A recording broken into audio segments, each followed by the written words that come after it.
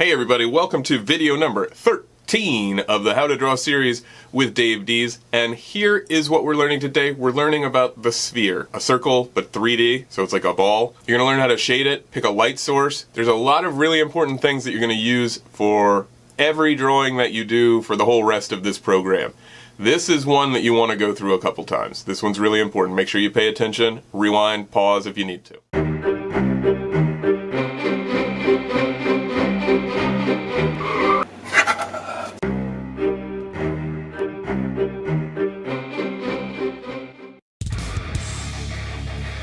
Alright, hey everybody, it's Dees here, back on my mission to teach you for free everything that you need to know to go from a complete noob at art to being excellent at drawing. I'm teaching art for 15 years, and I decided while I was at home at my computer that I would just make a series that could show anybody that wanted for free anything, all the way from the beginning, all the way to the end of how to draw. And if since then it has become so popular that I've started charging for it, you know, hey, you missed the boat. So sorry I said it's free and it's not free anymore. It's because it got so popular, I'm sure. That being said, it's free right now, and I want to teach you how to draw a sphere. So this is an important thing, and it's really applicable to a lot of the things that you're going to do in drawing. Like if you look at the tip of my nose and you can see the light coming down on it, it is not dissimilar in its shading from the way that a sphere would be shaded. Neither is this nostril. Neither really is this cheek. If you kind of squished that, if the sphere was made of clay and you smushed it out, the same rules with the light source coming this way, hitting, opposite side, shadow, hitting, opposite side, shadow. All those things stay true, but right now we're going to learn the most basic form of it. That is how to draw a sphere. So, what do we start off with for a sphere? We try our best to start off with a circle. Is it perfect all the time? No, it is definitely not perfect all the time. Mine is not perfect either. I did that on purpose so that you wouldn't freak out. I mean, I didn't make mine not on purpose. I could have just traced around something, but I don't want people wasting their time trying to make perfect circles. I want you to learn about how to do this shading. Now, what am I doing back here?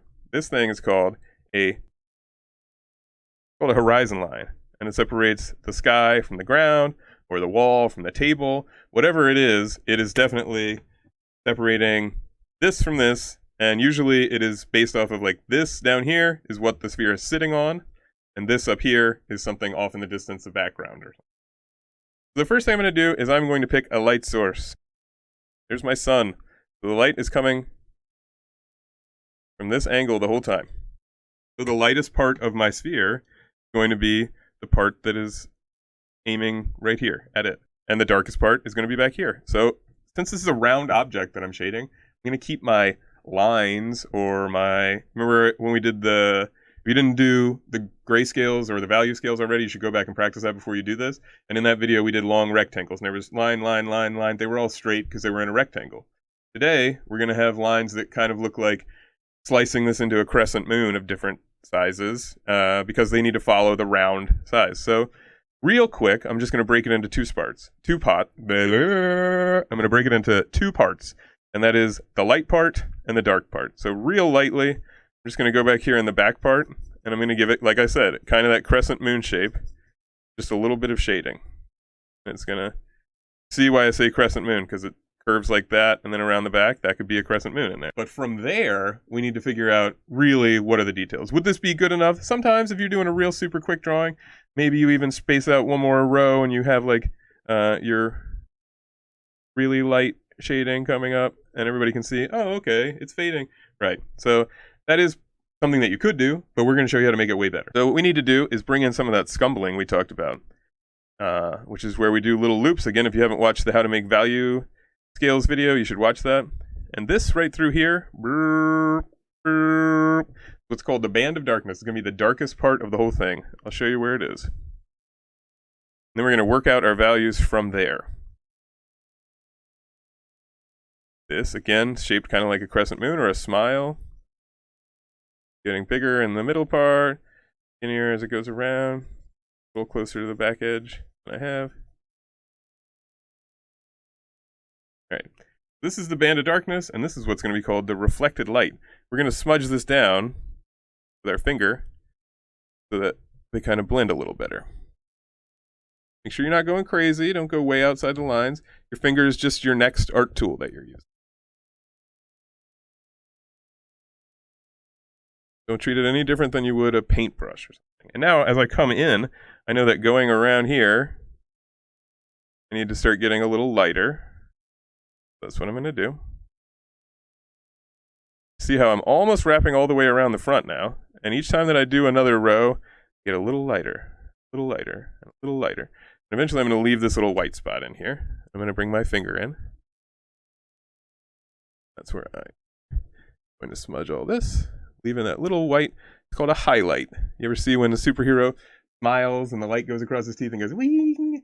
That's that's called the highlight. That's the highlight on his teeth or her teeth or their teeth. 2020. Right now, I like where we're going with this. I like how it's looking so far. But I feel like if this was going over here, then this whole ball would be casting a shadow. Front edge would be casting a little bit of a shadow down here, but most of it would be coming back here. If it would be going the opposite way of where the sun is. I'm going to start down here on this edge, a little bit of the front edge, and then it curves back.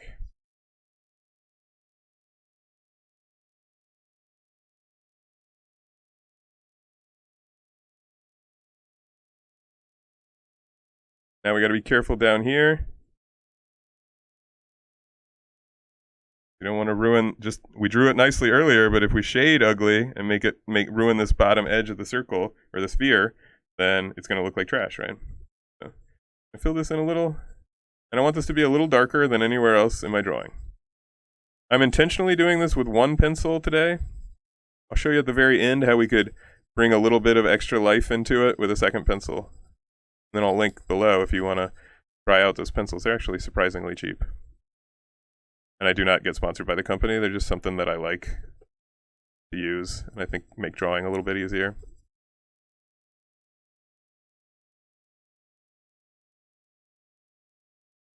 Gonna look back for white spots. Connects right here. Then I'm gonna give it a little bit, real lightly. I'm gonna move my fingers back real lightly around that edge. I'm gonna give it just a little bit of a halo because shadows don't have that part of edges normally. They're breaking apart for one reason or another.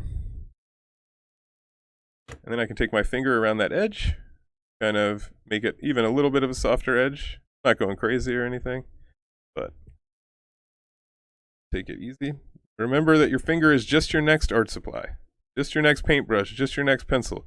Don't think like, oh, it's my finger. I know my finger. That can figure it all out on its own. Nope, you just got to treat it like an art supply. And I see down here a little spot that needs a little bit more shading. Otherwise, it's going to look like it is a white spot right next to a shadow, which doesn't make a whole lot of sense. Maybe even go a little extra dark right at the base of it. And fade that out a little.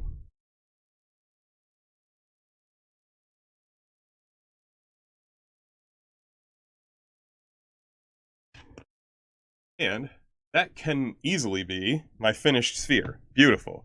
Now, if I wanted to, again, I've told you about this in previous videos, but this is 4B lead, which is much softer lead, which shows up much darker.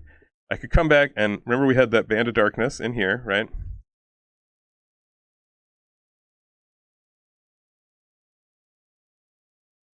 Band of darkness in here. See, this is called contrast. I'm raising the contrast.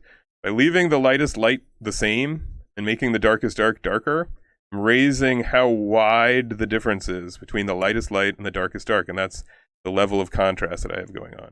And high contrast artwork, so a big difference between the lightest light and the darkest dark, tends to catch viewers' eyes very well. It just is a fact.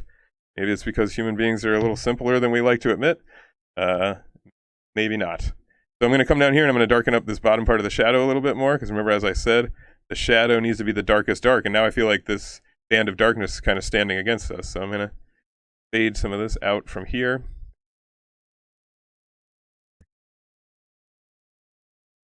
All right. So what am I going to tell you about this? I'm going to tell you just practice it as many times as you can. Move your light source from different places. Add a couple of them in here. Figure out how this one over here would be casting its shadow on this one, and how would that curve and be different. Experiment with these.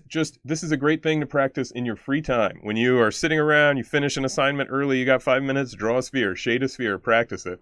I'm telling you, someday it's coming where we're going to be on the tip of the nose, we're going to be on the nostril, we're going to be on the cheek, and you're going to realize, hey, I get it. This is just like a weird squished up version of, a sphere.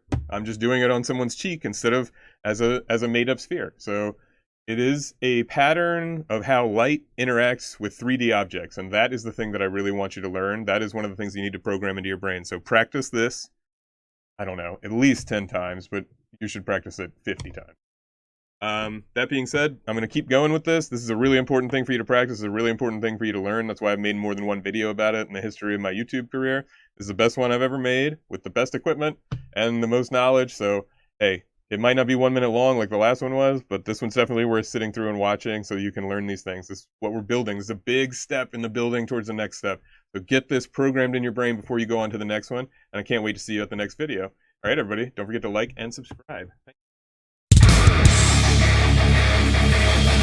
All right, everybody, that was a super important one on how to draw and shade the sphere. And now what I want you to do is 10 spheres. I want you to draw 10 of them. It'll probably take a couple pages in your sketchbook. That's totally fine. Draw it until you get 10 of them right. Don't just mess it up and think it looks horrible and count that as one. No, no, no. Draw it until you get 10 of them right. This is probably the most important thing because it goes into how we shade and how we use light sources and how we make things look realistic for the entire rest of the time. So get it done. Alright, ladies and gentlemen, this is the last thing that I wanted to say. This is going to be at the end of every video, I do believe. When you are done with your homework, take it on over to the Discord and turn it into the art submissions. We want to see what you're working on. I will pop in from time to time, usually around 4 o'clock in the morning. Don't get weirded out by that. And I will give you feedback on the work that you have done. So make sure that you check the link below so that you can get to our Discord and you can join these submissions and start putting your art out there for people to see, give you feedback, help you get better at. I got a bunch of artists that have already gone through my class that hang out in there, and if you think you're going to do something funky, you're not, because my mods are going to get you. You understand what I'm saying? I might be a boomer, but my mods are powerful zoomers. I'm not challenging you, though. Please don't mess with please, just be nice. Just do the artwork.